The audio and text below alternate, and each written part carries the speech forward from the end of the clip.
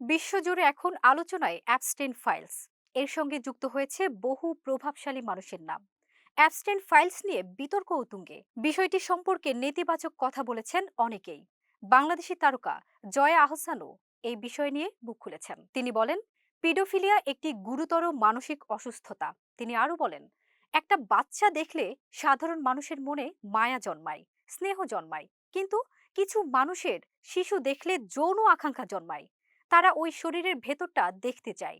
আসলে এটা তো একটা অসুস্থতা।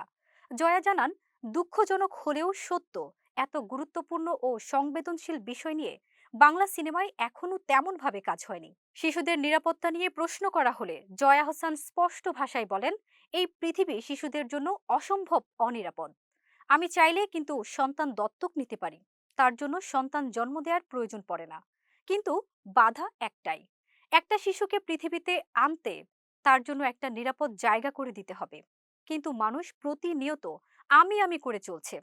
শোকর্জা ঘোষাল পরিচালিত সাইকোলজিক্যাল থ্রিলার ওডিসি আগামী 6 ফেব্রুয়ারি মুক্তি পাচ্ছে। সিনেমাটির কেন্দ্রীয় চরিত্রে অভিনয় করেছেন জয়া আহসান। এই ছবির প্রচারণার কাজে এখন তিনি কলকাতায় আছেন।